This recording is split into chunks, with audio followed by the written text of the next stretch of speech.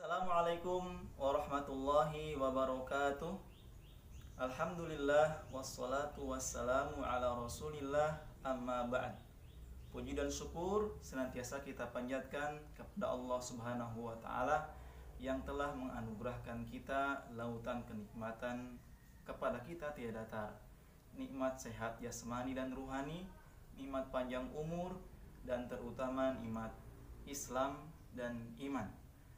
Salawat dan salam semoga tercurah kepada Nabiullah Muhammad SAW, para keluarga, para sahabat, serta seluruh umatnya hingga akhir zaman. Sahabat, dimanapun Anda berada, di channel ini kita akan sama-sama belajar bersama tentang bagaimana cara membaca Al-Quran dengan baik dan benar. Metode yang akan kita gunakan di channel ini adalah metode tilawati. Teman-teman, sahabat semua, dimanapun Anda berada, sebelum kita masuk ke bahasan metode tilawati, maka kita akan berkenalan terlebih dahulu, ta'arufan, tak kenal maka ta'arufan, ya kan?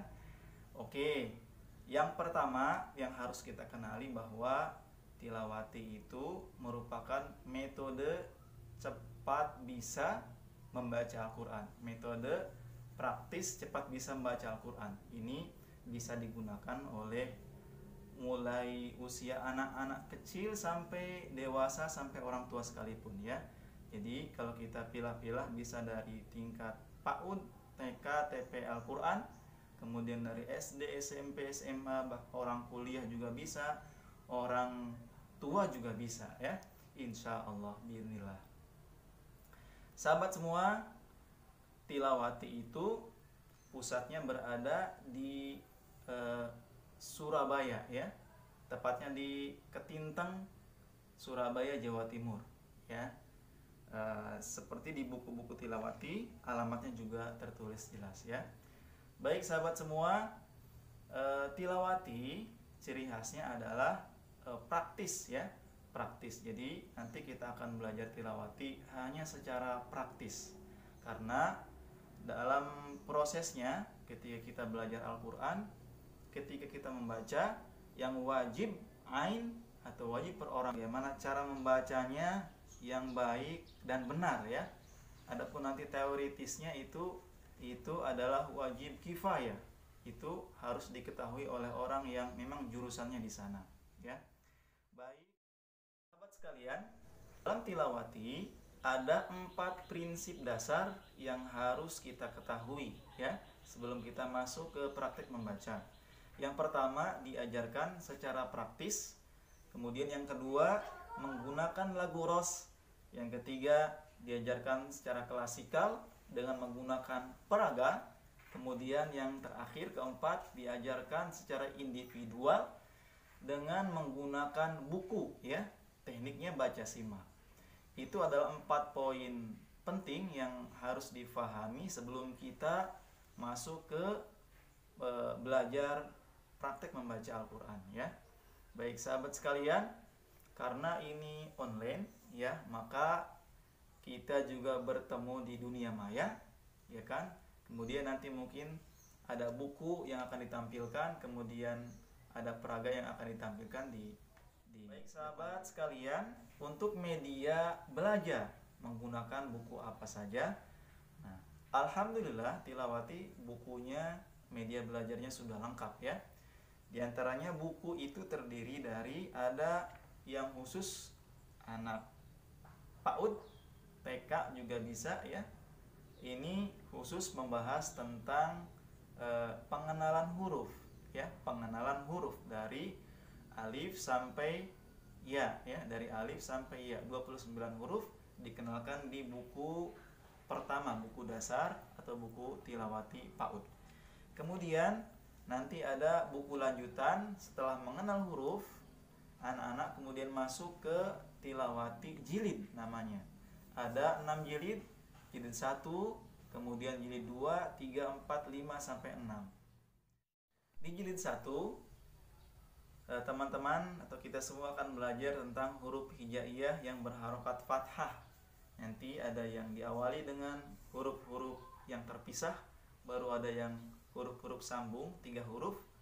Kemudian ada pengenalan tentang nama huruf hijaiyah asli dan angka Arab ya. Jadi angka Arab dikenalkan di jilid 1.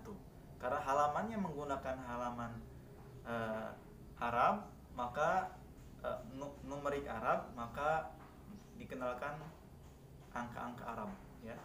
Baik, kemudian di jilid 2 tentang panjang 2 harokat dan seterusnya. Kemudian di jilid 3 tentang huruf-huruf sukun yang bukan qalqalah. Kemudian di jilid 4 sudah mengenal ahkamul huruf ya, ada ikhfa, ada idgham dan seterusnya. Di jilid 5 juga sama. Kemudian di jilid 6 itu khusus tentang ayat gharaib wal mushkil. Ada juga tilawati yang khusus untuk orang dewasa. Di jilid 6 jilid tadi itu secara umum dikhususkan untuk anak-anak SD atau SMP. Sementara nanti untuk buku tilawati yang sudah diringkas kemarin, bukunya warna biru ya, itu dikhususkan untuk orang dewasa. Berikutnya tentang lagu pengantar tilawati ya. Ketika kita belajar tilawati, maka kita harus tahu dulu menggunakan nada lagu apa. Biasa kalau di seminar kami sampaikan fungsi dan manfaat lagu.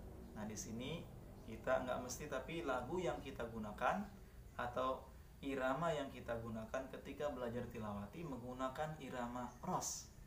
Pernah dengar ya teman-teman ya? Irama ros. Irama ros yang disederhanakan ya. Irama ros yang disederhanakan. Irama ros yang kami maksud adalah ada nada datar, naik, kemudian turun. Atau kalau kita praktekkan dalam basmalah, Bismillahirrahmanirrahim, datarnya. Sekarang berikutnya naik, Bismillahirrahmanirrahim. Terakhir turun, Bismillahirrahmanirrahim. Itulah nada tilawati, nada ros yang disederhanakan. Kita akan membaca tilawati dari jilid 1 sampai akhir itu dengan menggunakan nada ros tersebut yang disederhanakan. Sahabat sekalian, karena di tilawati tidak sembarang orang bisa mengajarkan, ini sudah ada quality control, ada controlling dari pusat. Kita tidak ingin yang tidak bisa mengajar sembarangan. Akhirnya controlling atau kualitasnya bisa tidak bagus lagi ya. Nah, oleh karena itu di tilawati setiap kita yang ingin mengajarkan harus bisa baca dulu, kemudian harus bisa mengajarkan, cara mengajarkan. Nah, cara mengajarkan itu ada diklat formal tersendiri, kemudian ada tingkat-tingkat lanjutan. Nah, saya di sini alhamdulillah sudah mengikuti diklat guru waktu tahun 2012 atau 2013 semasa jadi mahasiswa. Kemudian alhamdulillah sudah ikut diklat instruktur tingkat 2 untuk mengajarkan para guru Al-Quran di 2016 awal. Kemudian alhamdulillah sudah berkunjung ke Surabaya untuk mengikuti diklat munakis. Jadi tingkat 3 namanya diklat munakis, munakosah, untuk menguji para guru ya. Alhamdulillah, itu oleh karenanya teman-teman, sahabat semua di sini, sekali lagi kita akan belajar bersama dengan saya juga yang masih belajar Al-Quran ya. Demikian perkenalan kita, nanti kita akan lanjutkan.